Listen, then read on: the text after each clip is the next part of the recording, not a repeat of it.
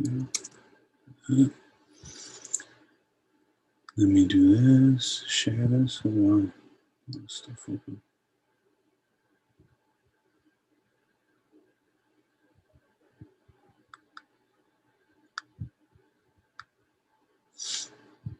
There we go. All right. Bismillah.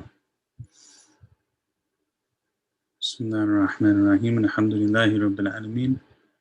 Sallallahu wa sallam ala Sayyidina Muhammad wa ala alihi wa sahbihi wa sallam.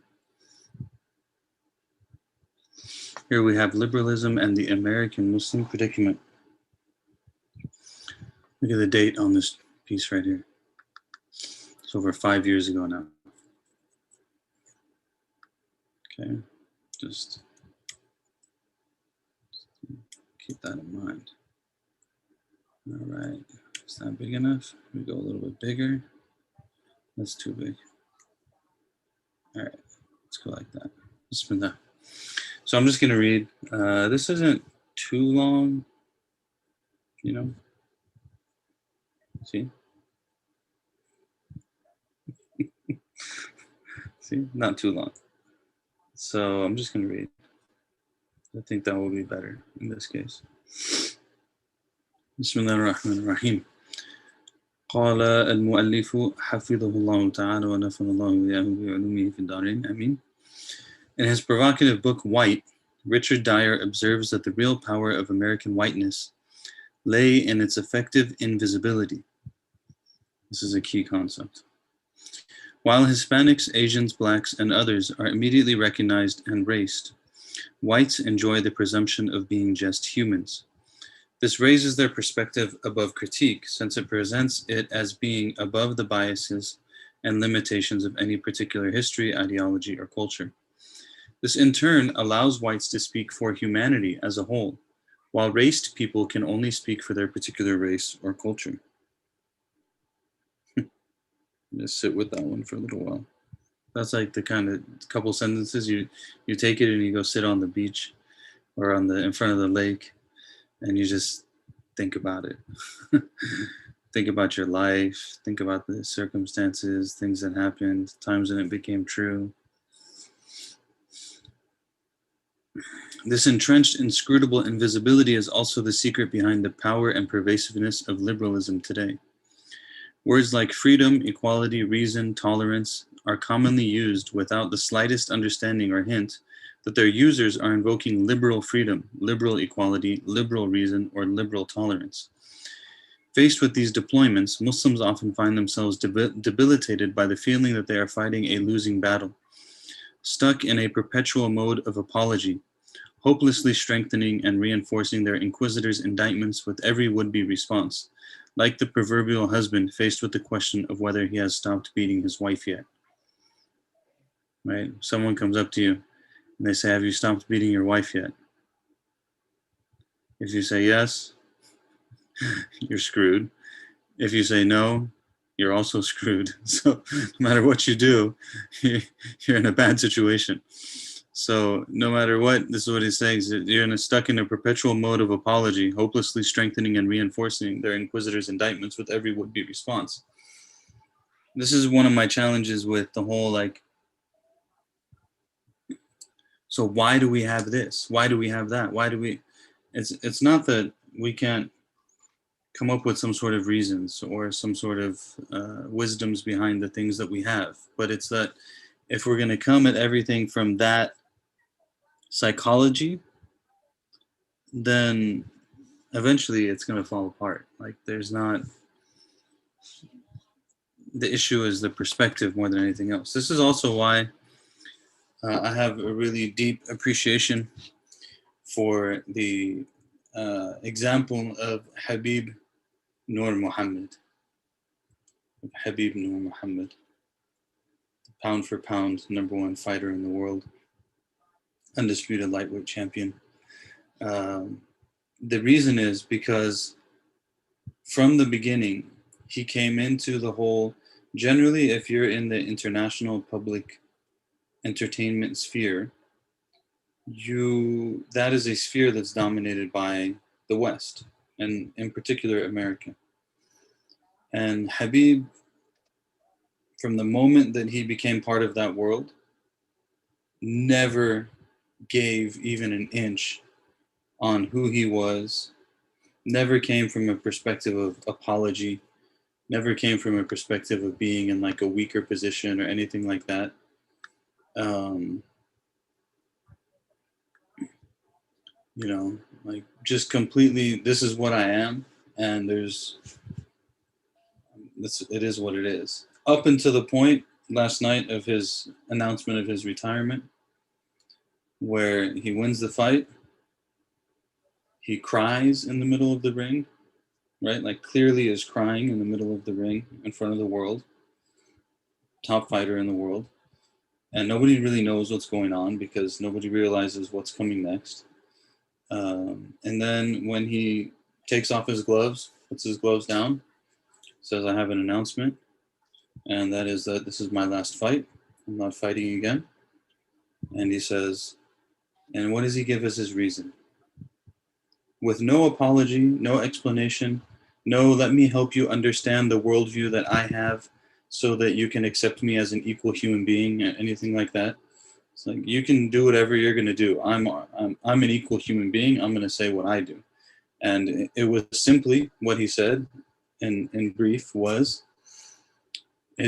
for people who are not familiar with Habib Nur Muhammad, his name is Habib Nur Muhammad. I mean, the name tells you enough. His father, he's the best fighter in the world, 29-0 now. He just retired officially as 29-0, 0 losses, completely dominated everyone. And his statement at the end was the following.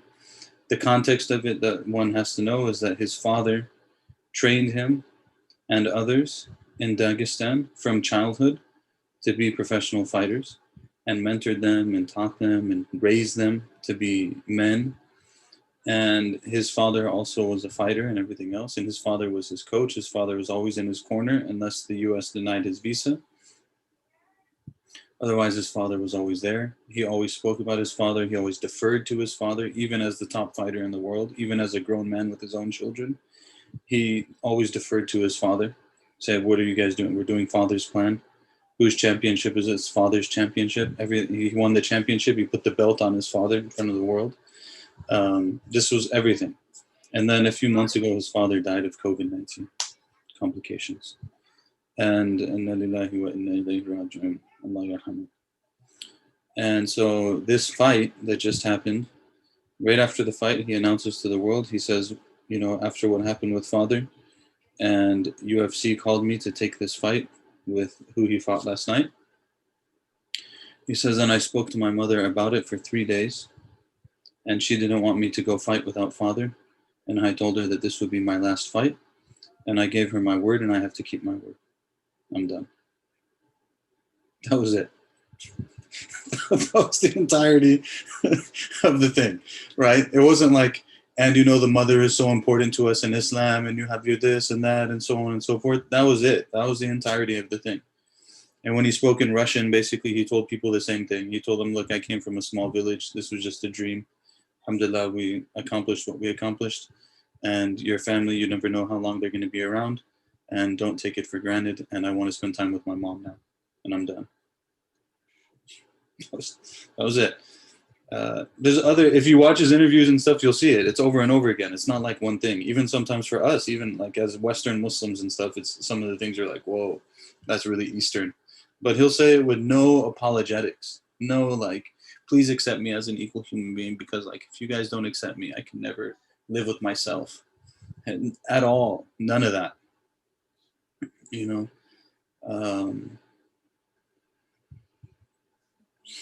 Allah guide his steps, Allah guide his steps. You could tell he's like uncomfortable talking about himself. He doesn't want to talk about himself. He doesn't want to do interviews. He just does this stuff because he has to do it. It's very interesting. They asked him one time, like he was gone for a fight and he had a child while he was gone. They're like, congratulations. Do you feel like you missed out because you weren't there or anything? And he was just like, no. Like where we come from, the father is not in the room when the baby's delivered anyways. It's the women who take care of the mother and help her through the process and support her and everything else. He said it in less words, of course, but his point is, like, I don't have a role right now anyways.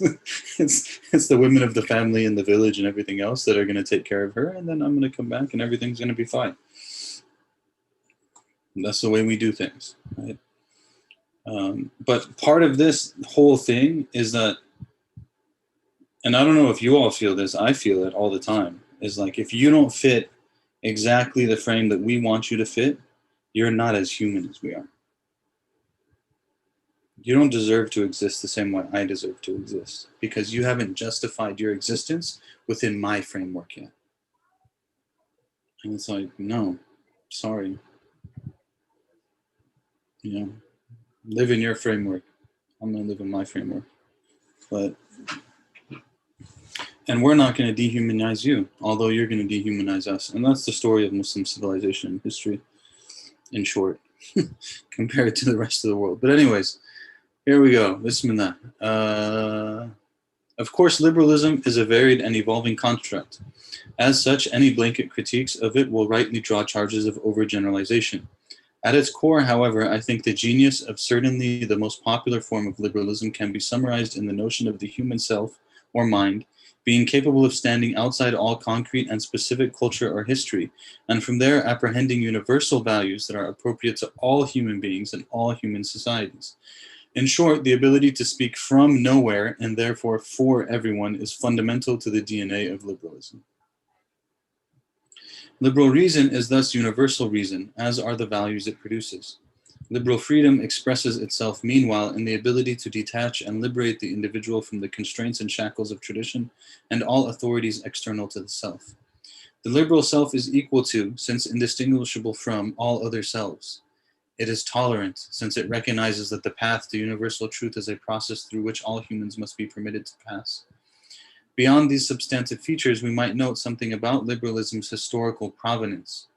Liberalism emerges out of an historical context where the greatest threat to human freedom, equality, tolerance, and even rationality was perceived to be religion. It was not only the so-called European wars of religion, but also the heavy-handed domination of religious institutions as well. Thus, John Locke advocates the removal of religious issues from public debate, bidding the civil authority not to set itself up as the policeman of orthodoxy. Meanwhile, Immanuel Kant declares the Enlightenment to be a way out of the tutelage in which men and women are held by religious authorities. Have the courage to use your own reason. Laziness and cowardice are the reasons why so great a portion of mankind remains under lifelong tutelage and why it is so easy for others to set themselves up as their guardians. I think we had that quote last time as well. Of course, both Locke and Kant were believers. But the subsequent history of liberalism would reverse the concern with protecting religion from government to protecting government and often society at large from religion. So it didn't start out the way that it ended up. And this is one of the scary things about ideas, by the way, is that they don't always end up where they start out. And this is probably another, one of the reasons also why the Muslims were generally very tradition-based, very wary of innovation, because there's an understanding that, yeah, we need to engage with ideas, we need to think, we need to do knowledge, and so on and so forth, but ideas don't always end up where we intend them to. And that's one of the great gifts of revelation, right? Is that if I can couch my idea in the revelation, or I shouldn't say it that way, if I can base my idea on the revelation, then that's a true claim to timelessness rather than a false claim to timelessness. Muslims, to the extent that they know their pre-modern history, may not identify with much of this legacy, but it is almost certainly a combination of the European past, the decadent authoritarian Muslim present, and the specter of the American Christian right that continues to sustain the power and relevance of liberalism today. This thumbnail synopsis might telegraph a certain negative attitude toward liberalism. In truth, however, liberalism must be credited for its share of critically positive contributions to the modern social political universe. If nothing else, its cherished ideals of freedom, equality, tolerance, and rationality have helped lubricate the gears through which modern society has transitioned out of much of the bigotry, insensitivity, insularity, hierarchical blindness, and stale categories of the pre-modern world. So he's acknowledging like there's good that came from this. It wasn't just all bad, you know. This transition has deeply informed our social political sensibilities and infused our interpretive prisms with possibilities that might otherwise remain beyond our imaginative capacities. If we take, for example, American constitutional interpretation, it is difficult to imagine the First or 14th Amendments being interpreted as they have been on matters of religion, race, gender, free speech, and the like, absent the relentless proddings and insistences of explicitly liberal versions of equality, liberty, tolerance, and the like. In countries that boast many of the same substantive constitutional provisions we have, we do not see these legal stipulations doing anywhere near the work they do in the US. I have little doubt that the sum total of cultural and social political sensibilities that liberalism has bred among Americans explains much of the difference. And yet, liberalism remains susceptible to the same idolatry, though it would not likely call it that it decries in religion: the tendency to absolutize and totalize values, principles, and points of view to the extent that liberals often end up disguising and thus perpetuating the very subjugation and domination they claim to want to eradicate. And you think about that one, right? The people who are supposedly the most open-minded, the people who are supposedly the ones who are the most accepting, if you differ with them, don't accept you. So there's kind of like a very interesting confusion there, perhaps. This is eminently reflected in the most popular form of political liberalism, which basically requires that individuals vindicate themselves in public debate by reference to liberal reason. This is not the preserve of anyone's specific religious, ideological, or historically constituted community. It is a form of public reason that is supposed to belong to no one and thus to everyone. But it is precisely here that we begin to see a convergence of liberal sleights of hand. By imagining a public reason on which we all have equal purchase, we also imagine a public space that is neutral. Clearly, however, our histories and other specific endowments come with us into the public space, alongside our respective traditions of reasoning. But how can the reason of the historically dominated, marginalized, or feared ever be equal in the court of public opinion to that of the historically dominant, exemplary, and feared, though a very different kind of fear? And inasmuch as equality cannot be operationalized without an exemplar by means of which we can assess whether I am being treated equal, meaning equal to whom, there has to be some example, otherwise how do we even determine it? Does my equal treatment always necessarily deliver me from domination? If tolerance, especially liberal tolerance, can also anesthetize me out of a recognition of my individual or collective distinctness, might not tolerance end up serving the one who tolerates me more than it actually serves me? And I'm sure you have felt that. I'm sure. I mean, I know I have. I have felt that. So the tolerance it calls upon me to, melt away a little bit of who I am in order to be tolerated by someone else. So it's actually serving them more than it's serving me. And if liberal freedom must be exercised in a context where cultural, historical, or civilizational others totally control the means of producing and disseminating the ideals and images that define what I might want to be free to pursue, am I always necessarily better served by more rather than less freedom? Of course, these are difficult arguments to make in light of how pervasively liberal sensibilities permeate American society. But I suppose I might take some solace from the Indian scholar Ashish Nandi. Better to be a comical dissenter than to be a powerful, serious, but acceptable opponent. I may not be able to defend affirmative action, my lack of daily fear of terrorists, or the sexual mores of Islam on the basis of any neutral public reason. But my historical, familial, religious, and communal endowments might imbue me with a regime of knowledge and values that is closed to those who do not share those inheritances.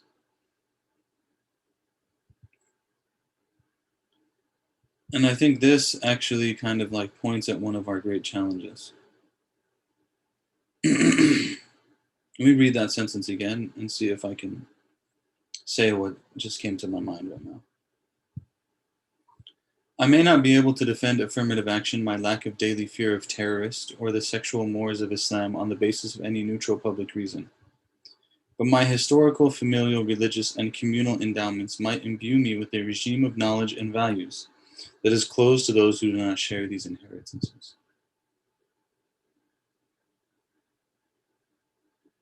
So someone might not understand my position, but that's because they don't have the inheritances that I have. History, family, religion, community, that leads me to come to the understanding of the positions that I take. What I say is one of the challenges here is that for many young people growing up now in the West, they are at best ignorant, at worst completely severed from these historical, familial, religious, and communal endowments, these inheritances that provide the foundation for understanding why what they believe works, if nothing else. Works as its own independent standing means by which to engage with the world. And this is, really difficult, because then you have these young people who just don't get it. And they don't have the wherewithal to have kind of like this, I'm still going to be who I'm going to be. And then, of course, add to that sometimes the communal and family-based experiences that they have with religion doesn't really encourage them to have kind of like that distinctive honor and be like, you know what, I'm a Muslim. We have our own way. And they're like, wait a second, I'm a Muslim. And then in their home, they're like, well, maybe I should try a different way because this thing that we have in our home is pretty jacked up, So this is very tricky, very, very tricky. That's also, I think, why a lot of times you see people come into like a more serious engagement with their Islam in America in kind of like the college age.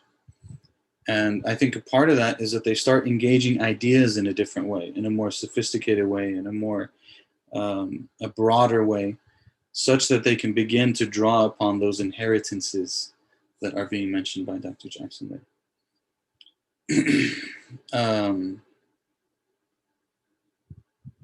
There's a comment here, having worked in interfaith settings for almost 15 years, I noticed this pattern in myself.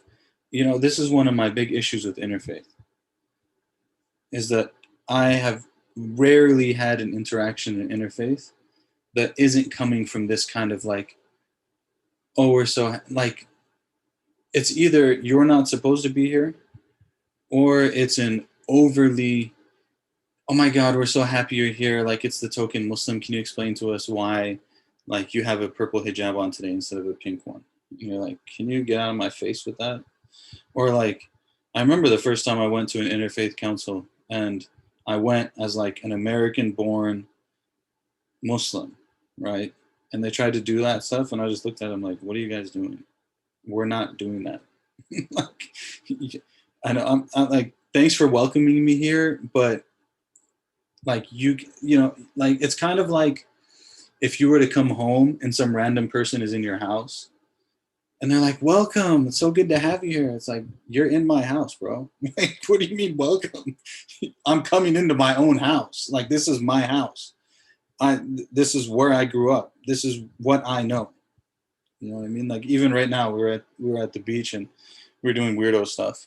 Whenever you're a Muslim at the beach doing weirdo stuff, you're always like, okay, who's gonna come talk to me? And my mind starts going in these different weirdo stuff. Is like, why am I wearing sandals? I'm wearing my sandals into the water. Who does that, right? But I could just imagine like someone coming up to me and being like, you don't have to wear your sandals in the water. And be like, I grew up at the beach every single day of my childhood. Like, I spent every day there. You don't need to explain this to me. But there's this like, this pattern. That's again why I loved Habib. Why I love Habib. Allah preserve him. Anyways, I ruined this comment. I'll go back to the beginning. Having worked in interfaith settings for almost 15 years, I noticed this pattern in myself, i.e., sublimating or erasing parts of myself to make it more palatable for non-brown, non-Muslims. Yeah, it's almost always that particular demographic. Reading the autobiography of Malcolm X following a rude awakening in interfaith work opened my eyes to this, and I need to adopt an attitude of, I don't need to prove nothing to nobody. Yeah. Yeah. I don't need to prove nothing to nobody. Like, either I'm going to come here and we're going to work towards something that means something on equal footing, or, you know, you can go like keep your so subtle and invisible that you don't even realize it's there. You can keep your little white supremacy thing for yourself. I'm not interested in that. Yes, I am saying some really heavy things. Of course, it is precisely here in the conflicts over commitments that are closed and unshared that liberalism finds its mandate. But as Stanley Fish has vigorously argued, liberalism starts out saying that unshared, closed commitments cannot be bridged. Then it goes on to somehow synthesize these into a common ground. But the strategy of finding common ground assumes a capacity that has already been denied by the framing of the problem. You know? And this framing actually is, again, you know, a big civilizational difference between the Muslims and others. Well, how does Islam teach us to engage with others, even under a system that's governed by Islam, is to recognize that there are closed and unshared commitments that we have and other people do not have, or that they have and we do not share with them. And even with that, we can get along.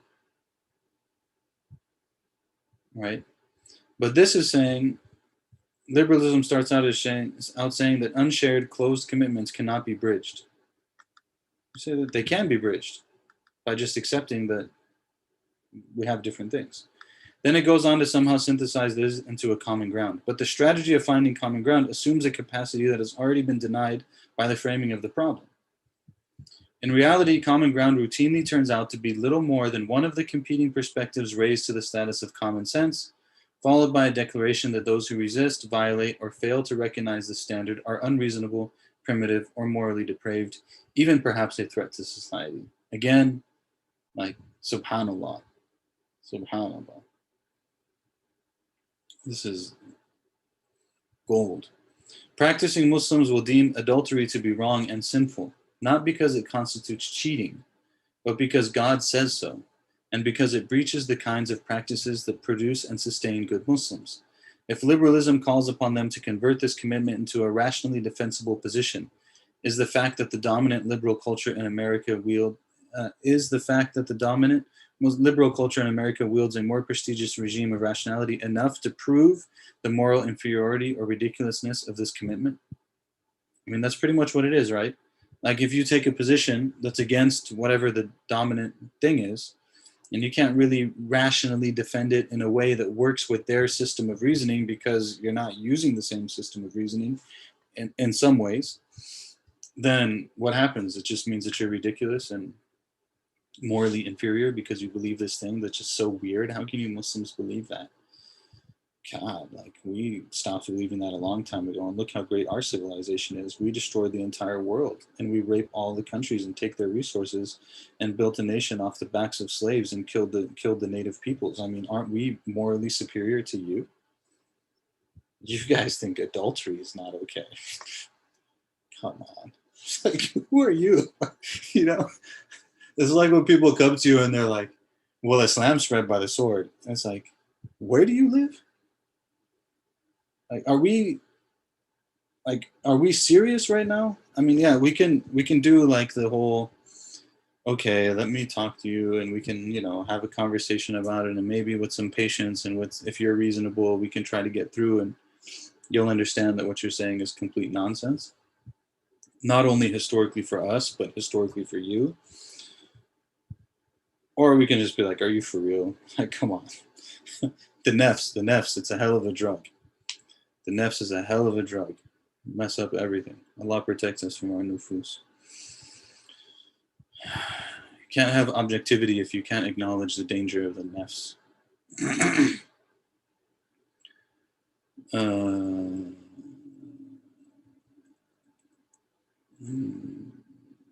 If so, what investment should Muslims maintain in liberal rationality?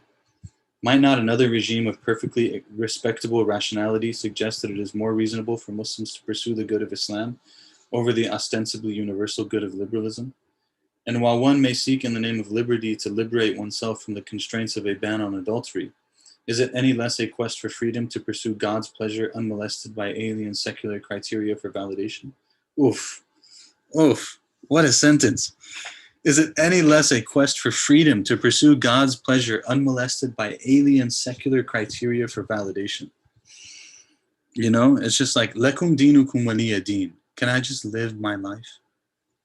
I just want to, you have your way, I have my way. You're my neighbor, you have rights over me. You're my community, you have rights over me. It's fine. We're not going to kill you. We're not going to slaughter you. We're not going to take your civilization away. We're not going to spread our religion by the sword. We're going to let you and us, we just live together. But leave me alone to pursue my quest for God's pleasure without having to justify like my clothing choices to you. What is this? This is crazy. This kind of talk makes many Muslims extremely nervous. They see it as fodder for Islamophobes, including many conservatives, go figure, who will use it to justify Western indictments of Islam. But if the liberal good, rationality, freedom, etc., is truly universal, how is it that over 1 billion humans fail to recognize it as such? The fact is that for all its affirmations and assurances to the contrary, liberalism does not and cannot speak from the perspective of no one and everyone. Liberals are just as embedded in culture, history, and social political situation as anyone else.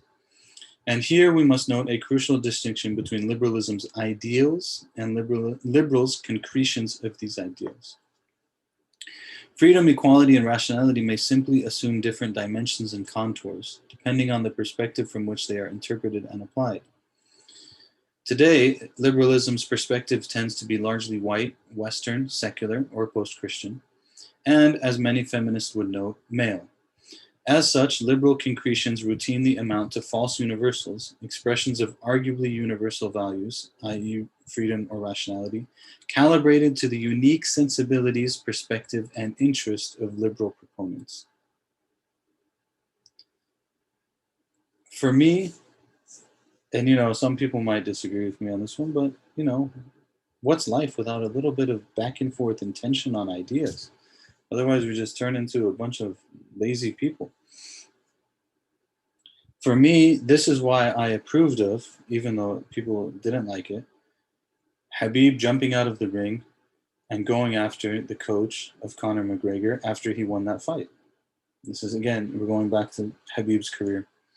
But if you're not familiar with these things, they're like, if for no other reason, he is the best fighter in the world, it's important to know these things. Like, that's a big deal. A lot of people are watching this. And basically the run up to that was that Conor McGregor was everything that we're, like just really arrogant, nasty, disgusting, abusive, abrasive, anti-Muslim approach to his fight with Khabib, and very blatant and ugly about it. Talked about his family, talked about his father, and we already talked about how important his father is to him. And Khabib straight up said, like, I will fight you anywhere. And this was the motto of the thing, was give me location, send me location. Was like, I don't need a ring. At this point, I don't need a ring. I don't need referees. You meet me anywhere and I will fight you. And it is a matter of honor now.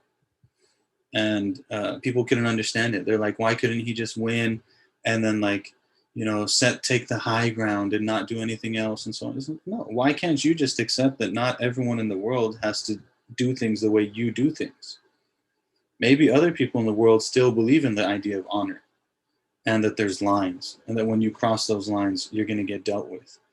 And that when you threaten people's family and you talk ill about people's parents and stuff like that, that I'm not required to take the moral high ground with you. There is also justice, and I'm gonna deal it out. And that's what happened in that case. And it was completely like, if people think it was, that's who he really is or some whatever. I mean, like, You saw what he did in the other fights. So other people he fought. Before this one, he won the fight and he put on the shirt of the guy he was fighting to honor him and respect him. This time he won the fight and he openly honored and appreciated the person that he fought.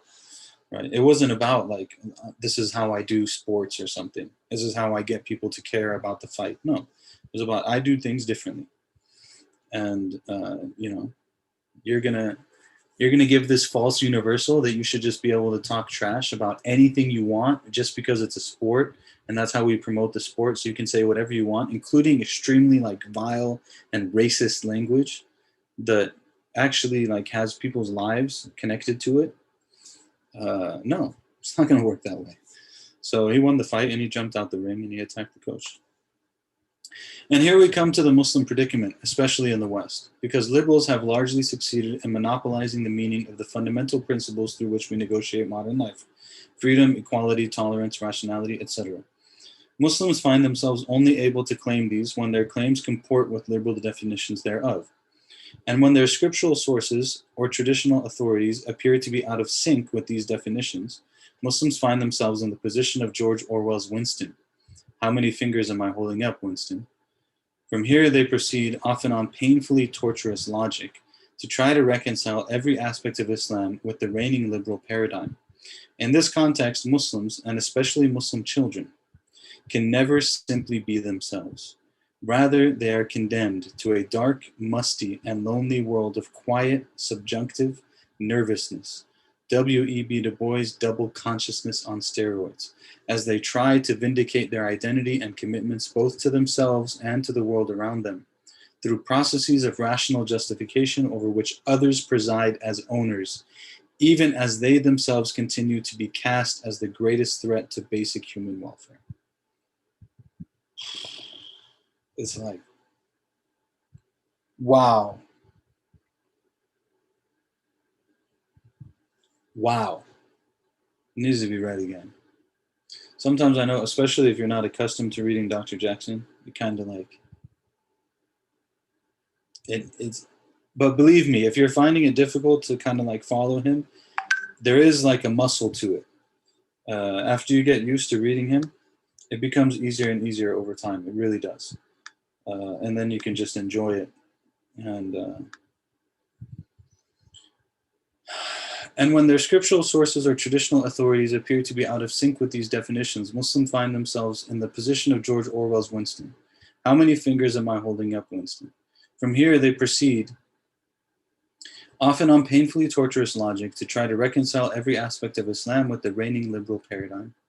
In this context, Muslims, and especially Muslim children, can never simply be themselves. Rather, they are condemned to a dark, musty, and lonely world of quiet, subjunctive nervousness, W.E.B. Du Bois' double consciousness on steroids. You can read about, this is one of the important theories of W.E.B. Du Bois. As they try to vindicate their identity and commitments both to themselves and to the world around them, through processes of rational justification over which others preside as owners, even as they themselves continue to be cast as the greatest threat to basic human welfare. And this is part of W.E.B. Du Bois, for anyone who doesn't know, is like one of the most famous thinkers in Black American thought and history in kind of like the 20th century. When you read people like Du Bois, when you think about Malcolm X, when you think about Imam Jamil al-Amin, Allah Yufarij Karba, when you think about how these things kind of like, even the underground hip hop scene and all this kind of stuff, and how like there's a reason why that culture and that history is so important to the development of Islam in so many American Muslims. And it's because there's similarities. They're not the same, but there's similarities in being looked at in this way. That whatever culture you have is inferior. Whatever way of doing things you have is inferior, and you're a threat. And that's really, there's a similarity there. Similarity, but not the same. Which again brings up a Habib quote that's been going around. I don't know if it's authentic or not. You know how these things go. But basically, people are comparing him to Muhammad Ali, and he's like, in order for me to be compared to Muhammad Ali, I would have to live when he lived, and I would have to be black.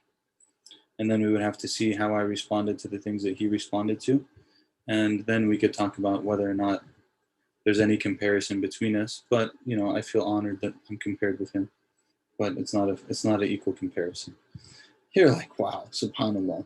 I mean, by the way, also to understand Habib, you have to understand where he comes from. You know, he comes from Dagestan. He comes from, his great-grandfather was a Khalifa under Imam Shamil fighting the Russians.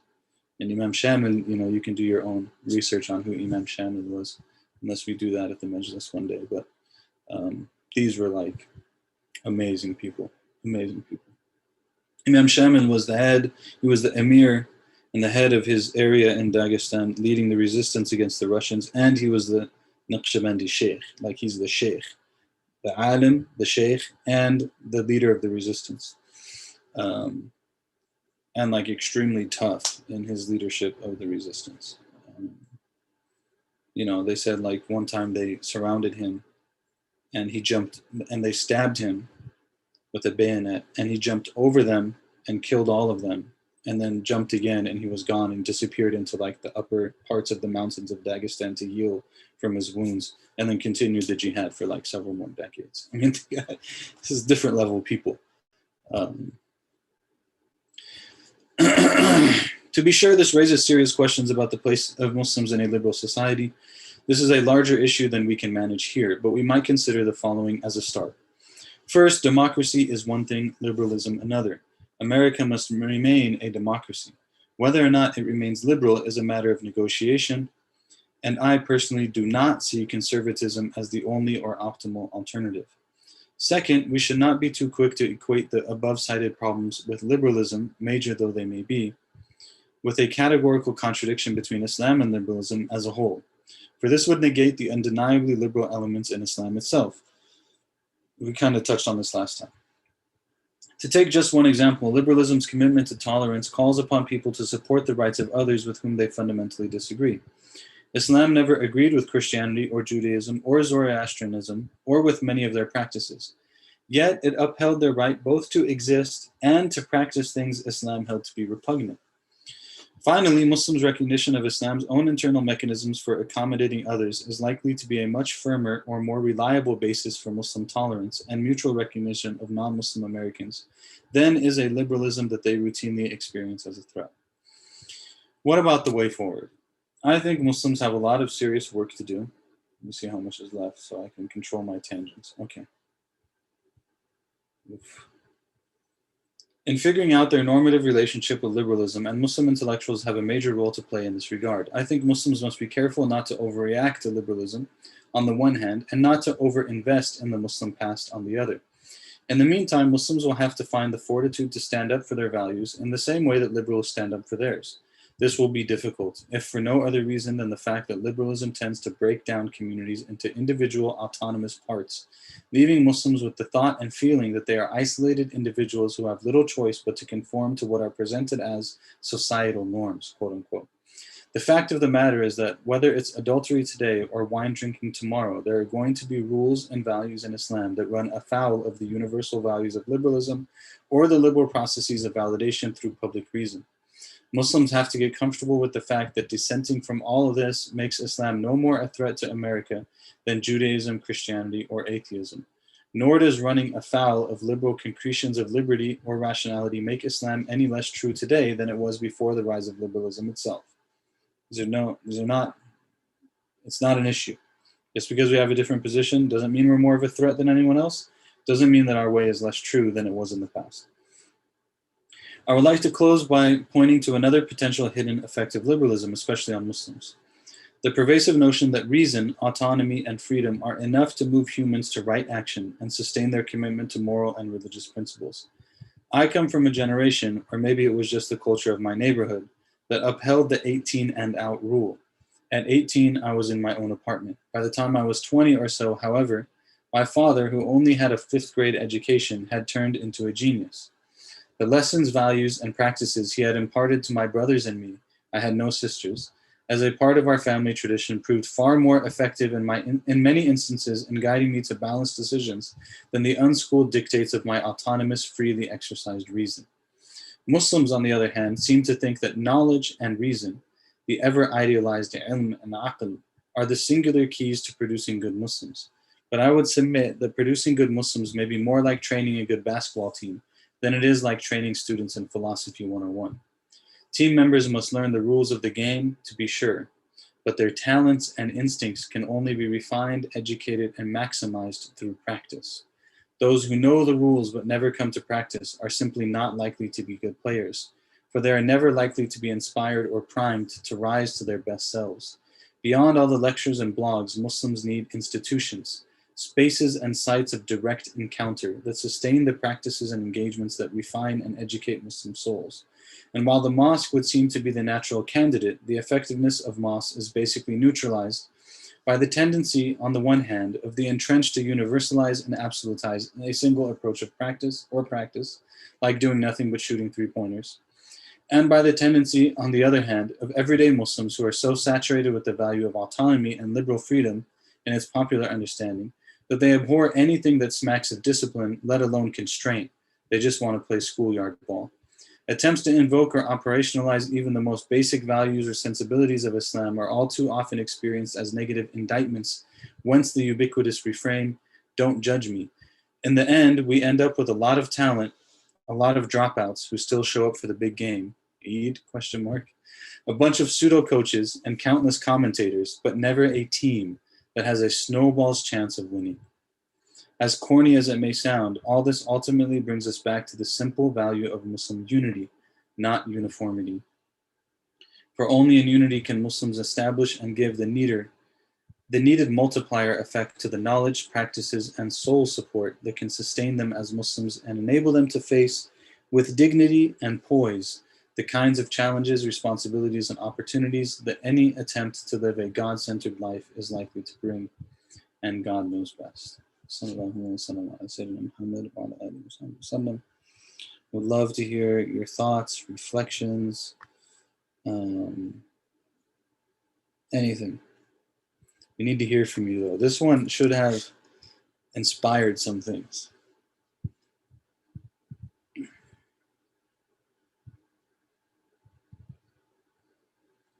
Or provoked, or triggered, or something.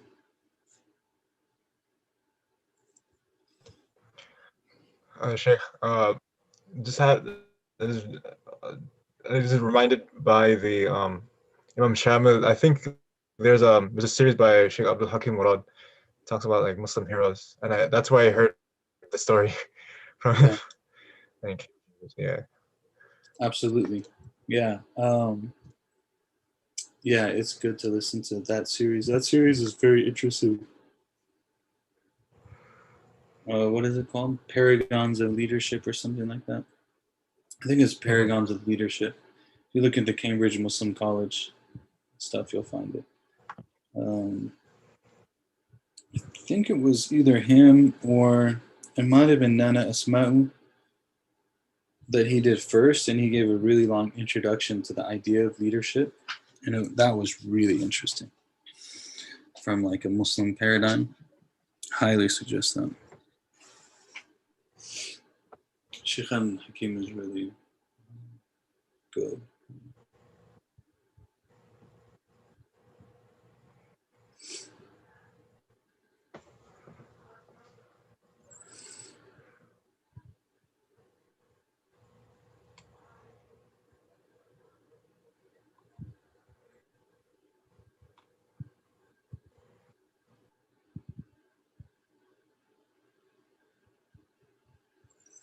It just makes me think about the best way to advocate for ourselves and the people in our community.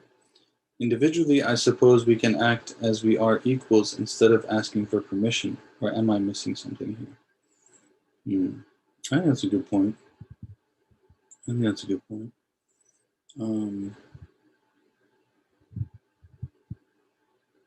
I think one of the big challenges is what he kind of mentioned towards the end.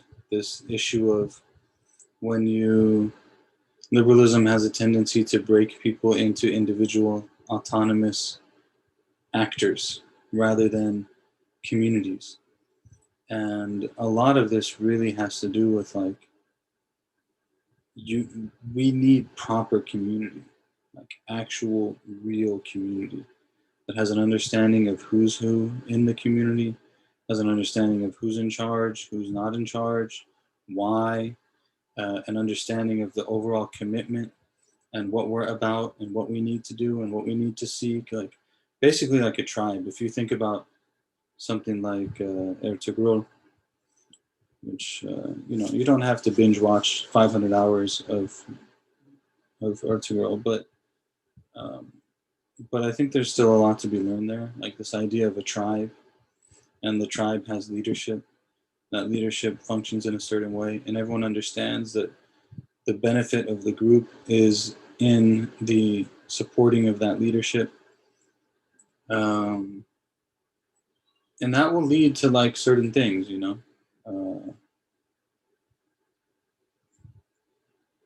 but we have to really, like it's not about us as individuals. It's about what are we going to do for our people, and what are we going to do as a people. And that means that we have to be organized. You know, um, if we're organized and we actually like know who we are and our resources and what we can do and so on and so forth, then you can come to the table in a different way. But if you come to the table and like, and everyone knows you're weak, then you're weak, right? And there's no reason. I mean, honestly, there's no reason why our communities should be weak. We have so much talent. We have so much expertise. We have so much wealth. Um, we have so much knowledge.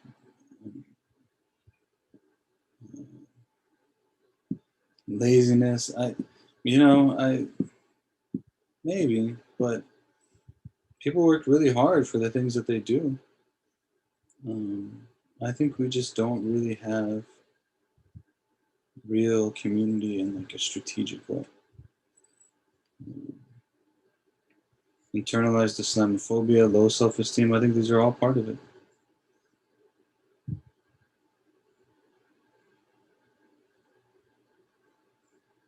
Yeah, that's a good one.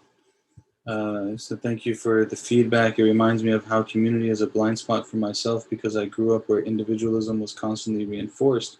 Finding my way to the faith has really shown me the power of belonging and being a part of a community. Yeah, absolutely.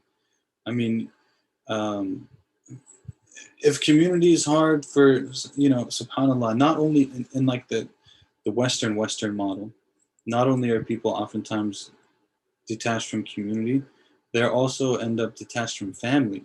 The family becomes very small. Family becomes not connected. Doesn't have patience with one another. Stuff like that. Family is like a big. I mean, when I married my wife, I was like, "Whoa, this is amazing! Like to have this many people in your family is crazy." Like we're not even sure like how many exactly cousins are there, but it would take too long to figure it out at this point. But like when you have family, you realize there's a lot of power in that, and there's a reason why the Arabs, for example, in the time of the Prophet ﷺ, emphasized this, like why Abdul Muttalib said like made dua for Allah to give him sons in particular, right, that can protect him and protect the family and all this kind of stuff. I mean, it's really, in community organizing, they have this thing. They say that there's two real powers in the world. The two real powers in the world are organized money and organized people. Those are the two. So if you're not going to have money, at least try to be organized as people. And there's a lot of wealth in that too. Like there's a lot of wealth in being able to grow things together, being able to help one another, to support one another. There's a lot of wealth in that.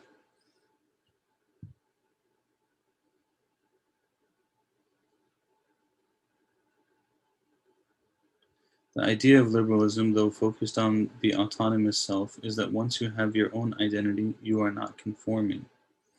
somehow anti-conformity, but you must conform to be accepted, if that makes sense.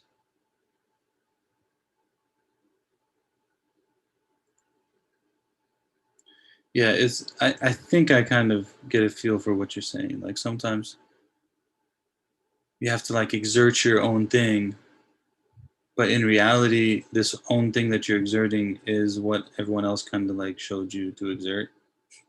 And then in doing so now you're independent. It's like, well, I guess like we're all playing in the puppet show together. I guess it's it's real. A community, as a community, everyone should be encouraged to watch Ertugrul, particularly to understand the different types of games that were played and paid. Yeah, I think there's a lot of wisdom in it. There's a lot of wisdom in it. There's a lot of culture in it. There's a lot of knowledge in it.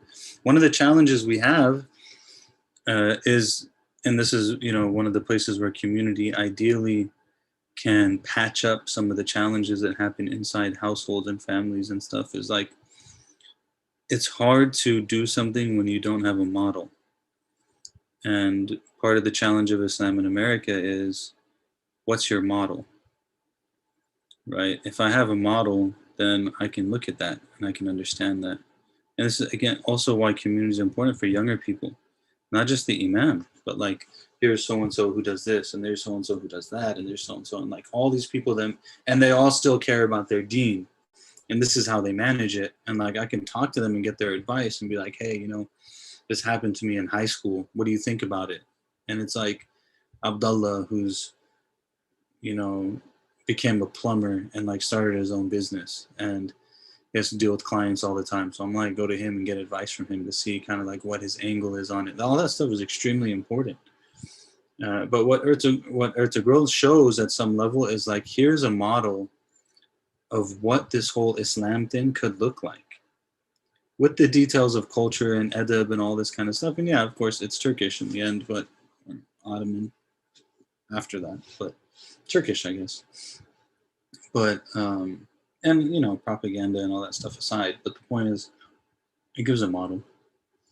Like the episode I watched today, he said, everything that we've gone through so far taught me that we have 3 types of enemies. One of those enemies is the is like the snake that's amongst us, and that one's hard to deal with and usually causes a lot of damage. And then the other enemy that we have is basically the disbeliever, who just is going to fight us either way, especially in that time. It was the time of the Crusades and stuff. And, they are who they are, and they're, sometimes it's hard, but we know who they are. And the third type of enemy we have is the snake that's amongst us, who allies themselves with our enemy, and they're the most difficult to deal with. And like, he gives this little breakdown, you're like, wow, subhanAllah, that's so true.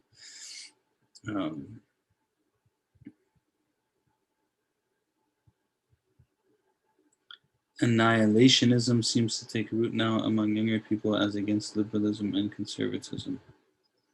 I'm not sure what you mean by that. Maybe I'm not familiar with the term.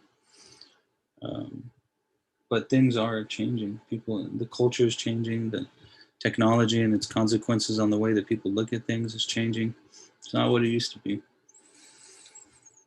I know, like, sometimes what happens too, we have our own experiences. Like, I think a lot of us in my age group, we had experiences that dealt with kind of like a very rigid form of religion, and having to recover from that and deal with that and so on. And so sometimes that like creeps into our examples and the way that we think about things and stuff. And you go and you talk to young people and you're like, they didn't even live that whole thing. Like, they came after that. They're the post 9/11 generation of Muslims. Like, their whole experience, that whole world of like responding to the people that are overly rigid and stuff like that. Like, that's not even, there's no context even for it. There's no shared language, shared experience for people to even understand what you're talking about half the time. It's not the issue anymore. It might be with like some pockets on the internet and people give too much thought to.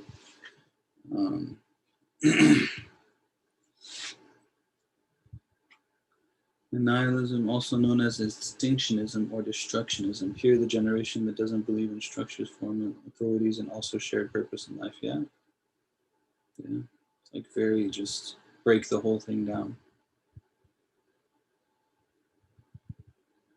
Allah help us. Allah help us. Alhamdulillah, we have a religion. Alhamdulillah, we have revelation. Alhamdulillah, we don't have to stab in the dark on how to deal with like all these things and come up with new ideas and balance them and all this kind of stuff. Alhamdulillah. Alhamdulillah for prophecy. Alhamdulillah.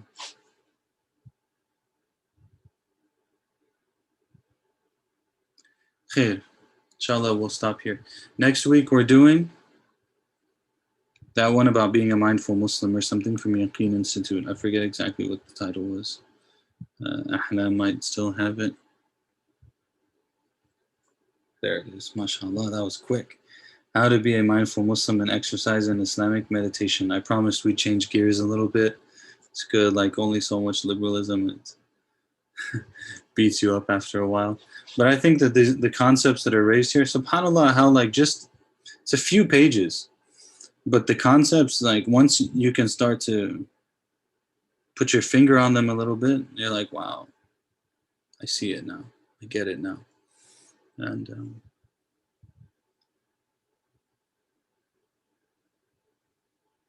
yeah. So next one we'll do how to be a mindful Muslim and exercise in Islamic meditation. Justin Parrott wrote it. It's pretty good. Yaqeen Institute. Okay. Yaqeen has been putting out a lot of stuff, by the way. If you guys haven't been following, they've been putting out a lot of stuff recently. Really good things, even COVID related and community under COVID and stuff like that. So check them out, see all the things that that they're doing, inshallah. Alrighty, good to see you all. Subhanakallah bihamdik nashhadu an la ilaha illa anta astaghfiruka wa atubu ilayk. Wal 'asr innal insana lafi khusr illa alladhina amanu wa 'amilus solihat wa tawasaw bil haqqi wa tawasaw bis sabr. Jazakumullahu khairan. Assalamu alaikum wa rahmatullah. Assalamu alaikum everyone. Take care. Mubayda, salam. Salam. Assalamu alaikum. Assalamu alaikum Faisal. Take care.